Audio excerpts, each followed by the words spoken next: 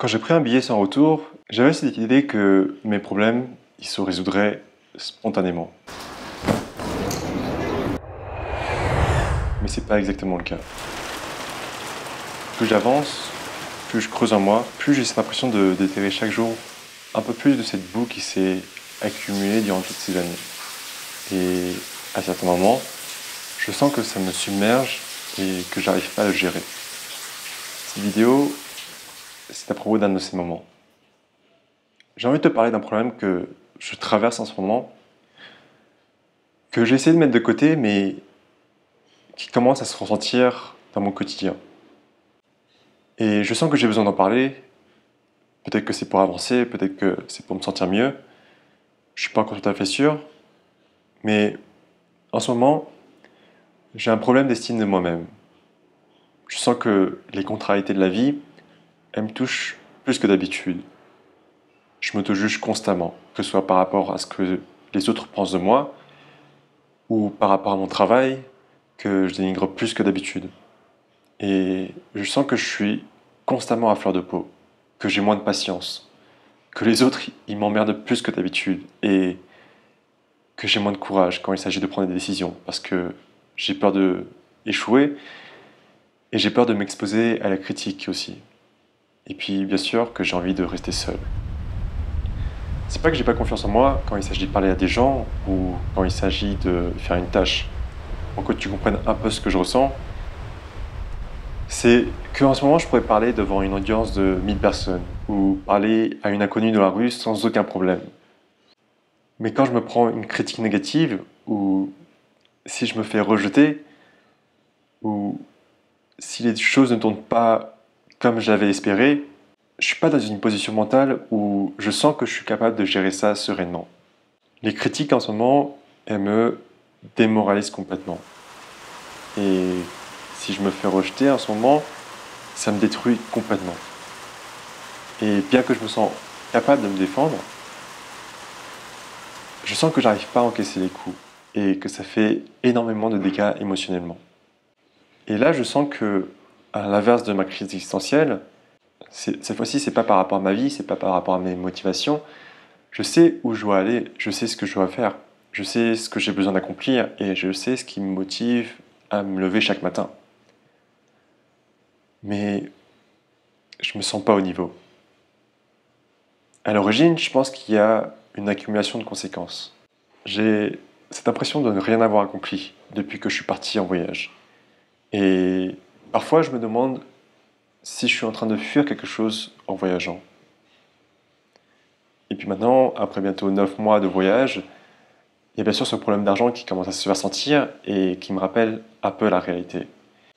Et je crois que j'ai peur que ce que je vis en ce moment, c'est qu'une parenthèse. Et que si je rentre en France à la fin de cette année, j'ai peur d'avoir cette sensation d'avoir échoué. Ensuite, je me compare beaucoup à d'autres personnes sur YouTube en ce moment et je me rends compte que je suis encore à des années-lumière de faire des bonnes vidéos. Mon contenu, je le trouve pas assez bonne qualité et en ce moment, j'ai l'impression que je stagne à un certain niveau. Et puis, dans ma vie, de manière générale, en ce moment, je me compare beaucoup parce que chaque jour, je rencontre des personnes qui sont super intéressantes. Et ça me fait super peur parce que ils ont tous accompli bien plus que moi, qui suis encore en train de lutter pour créer ma propre voie. Et ça me fait rendre compte que je suis juste une personne parmi tant d'autres. Et que ce que je fais, ce que je dis, c'est peut-être pas aussi spécial. Et que je suis juste un type lambda parmi les autres, quoi. Pour terminer, ça faisait longtemps que j'avais pas rencontré une fille qui me plaisait réellement. Et à beaucoup de niveaux. Surtout intellectuel. Et avec laquelle j'ai pas réussi à construire quelque chose de concret. Et c'est un peu la même histoire qui se répète tout au long de ce voyage. Je comprends que les relations en voyage, elles sont souvent intenses, mais éphémères. Mais ça fait que j'avance de déception en déception, alors que c'est quelque chose avec lequel j'ai envie d'avancer dans ma vie. Et d'une manière générale, quand tu bouges tout le temps, Maintenant, j'ai l'impression que tout est éphémère et que tout est alors plus insipide. Tout ça, ça fait que depuis quelques semaines, il y a une vague de pensées négatives qui me touche, mais j'ai aussi l'impression que je subis davantage d'événements négatifs que d'habitude. Là, dernièrement, j'ai décidé de me poser un peu à mettre de jeans, histoire de prendre un peu de recul et d'avoir une routine pour prendre soin de moi-même parce que je me sentais fatigué de plus arriver à rien, de plus avoir envie de rien. Mais ça m'a fait au contraire me sentir encore plus mal. J'ai commencé à ressentir énormément d'anxiété quant au fait de regretter de manquer un événement, une soirée ou une rencontre. Je me disais que si j'étais pas présent, j'allais passer à côté de quelque chose qui pouvait potentiellement apporter un changement positif dans ma vie. Et ces dernières semaines, je me suis trop forcé parce que je me focalisais sur l'atteinte d'un résultat.